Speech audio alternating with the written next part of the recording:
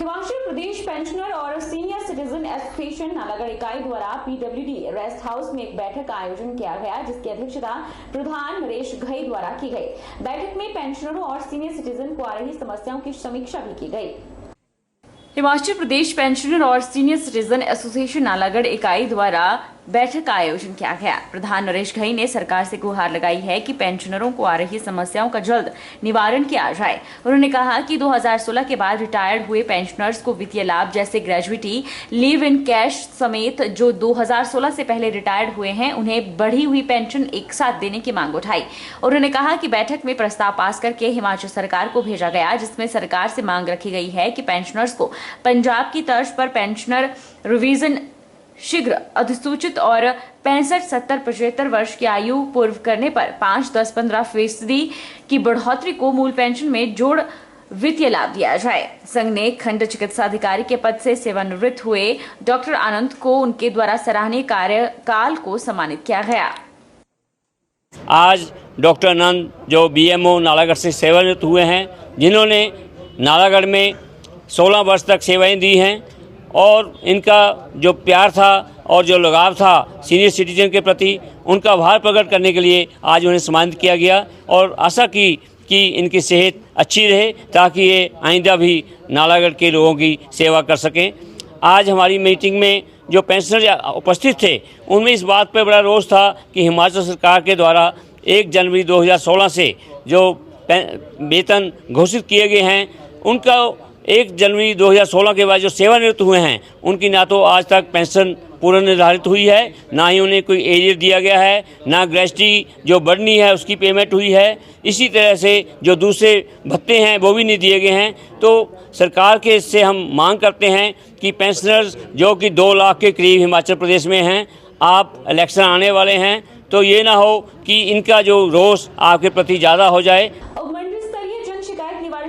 अध्यक्ष और SDM Jogindernagar doctor Vishal Sharma ने कहा कि जन शिकायत निवारण समिति आमजन से जुड़ी समस्याओं को उठाने का एक महत्वपूर्ण मंच है। इसके माध्यम से जनहित से जुड़ी समस्याओं को न केवल संबंधित विभागीय अधिकारियों के समक्ष प्रमुखता से उठाया जाता है, बल्कि प्राथमिकता के आधार पर इनका यथासंभव समाधान भी किया जाता है। जोगिंद्रनगर के हर्बल गार्डन में उपमंडल स्तरीय जन शिकायत निवारण समिति की समीक्षा बैठक की अध्यक्षता करते हुए एसडीएम विशाल शर्मा ने कहा कि सभी विभागीय अधिकारियों को निर्देश दिए गए हैं कि जितने भी मामले बैठक में समिति के ध्यान में लाए गए हैं उन पर समयबद्ध उचित कार्रवाई करते हुए मामले के निपटारे की जानकारी संबंधित गैर सरकारी सदस्यों को मुहैया करवाई जाए। उन्होंने बैठक में भाग लेने वाले सभी गैर सरकारी सदस्यों का भी स्वागत करते हुए कहा कि उनके माध्यम से प्राप्त होने वाली जन शिकायतों को न केवल प्राथमिकता के आधार पर हल करने का पूरा प्रयास किया जाएगा, बल्कि समय समय पर इन मामलों की समीक्षा भी की जाएगी।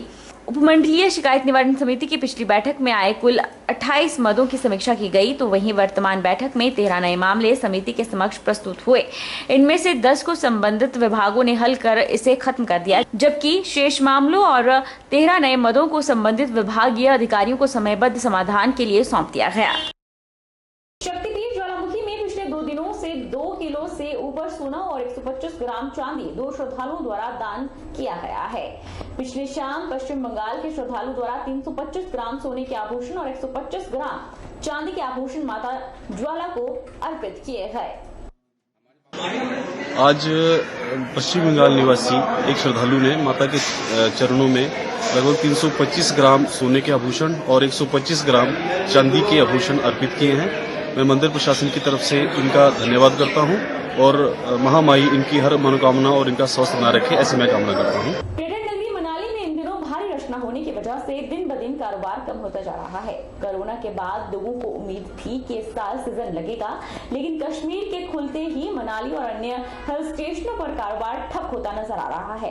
टैक्सी चालकों का कहना है कि सैलानी मनाली, डलहौजी और अन्य हिल स्टेशनों में जाने की वजह से कश्मीर की ओर रुख कर रहे हैं, जिस कारण भारी नुकसान हो रहा है। शिकायत तो कुछ नहीं है, पर हमारा यही एक डिमांड है कि जो यहाँ के टूरिस्ट है उनको थोड़ा ज्यादा अच्छी फैसिलिटीज दी जाए। टांग पास खोल दो जल्दी, टांग पास को जल्दी खोल दी जाए और होटलों में थोड़ा डिस्काउंट दिया जाए ताकि टूरिस्ट और आ सके यहाँ पे। और जो हमारे टैक्सी लोकल्स हैं वो चलाई जाए, बाहर के जो प्राइवेट व्हीकल्स हैं उनको थोड़ा रोक दी जाए, यहाँ से ऊपर मनाली से ना जाने दी जाए, तो हम यहाँ के जो लोकल हैं उनको थोड़ा सा फायदा रहेगा। मनाली प्रशासन ने सैलानियों के लिए बहाल कर दिया है, जिसके बाद अब मनाली घूमने आने वाले पर्यटक रोहतांग दर्रे में मई के महीने में भी बर्फ के दीदार कर सकेंगे। हालांकि रोहतांग दर्रे की ओर जाने वाले पर्यटकों को एनजीटी के आदेशानुसार गुलाबा बैरियर से आगे जाने वाले पर्यटक वाहनों को परमिट लेना अनिवार्य रहेगा। बिना परमिट के किसी भी वाहन को गुलाबा से आगे जाने की अनुमति नहीं दी जाएगी। बता दें कि एनजीटी के आदेशानुसार 800 पेट्रोल और 400 डीजल इंजन वाहनों को ही प्रतिदिन रोहतांग दर्रा जाने की अनुमति प्रदान की जाएगी। बीआरओ के द्वारा हमें जो इन राइटिंग की इन्फॉर्मेशन आई थी कि जो स्नो क्लियरेंस का काम है रोहतांग पास तक वो कंप्लीट कर लिया गया है, और इस संदर्भ में कल डीएसपी मनाली और मैंने पर्सनली साइट को विजिट किया है, और इंस्पेक्शन से पाया गया कि ये साइट जो स्नो क्लियरेंस कंप्लीट हो चुकी हुई है, और पिछले कल भी वहाँ पे स्नोफॉल हो रहा था, लेकिन वो एक नॉर्मल सी थोड़ी सी स्नो थी जिससे कि जो कि वो टिकी नहीं है। मैंने अपनी रिकमेंडेशन डीसी कुल्लू को इसकी नोटिफिकेशन जारी करने के लिए भेज दी है, और वो आज शाम तक थोड़ी देर में जो है ये नोटिफाई हो जाएगा। इसके अतिरिक्त मैं सभी पर्यटकों को और सैलानियों को ये बताना चाहता हूँ कि रोहतांग परमिट जो है, ऑनलाइन परमिट्स जो है हम जारी कर रहे हैं। 800 प्लस 400 जो परमिट्स है वो ये लोग परमिट के साथ ही हमारे समस्त सैलानी ऊपर तक जा सकेंगे। इसके अतिरिक्त जितने भी हमारे लोग जो है कमर्शियल एक्टिविटीज के लिए जा रहे हैं, चाहे स्नो स्कूटर्स और एटीवी वाले हैं, जो ब्यास नाला से लेकर सागू फाल तक जो है नोटिफाइड जो साइट्स है उस पर हमने उन लोगों के लिए जो है हमने उनके पासेस जारी कर दिए हैं। इसके अतिरिक्त जो अपनी रोजी रोटी कमाने के लिए ऊपर जाने वाले लोग हैं उनके लिए भी हमने अभी इस बार हमने पासेस जारी किए हुए हैं। बहरहाल बुलेटिन में इतना ही। आप देखते रहिए आज को 24/7।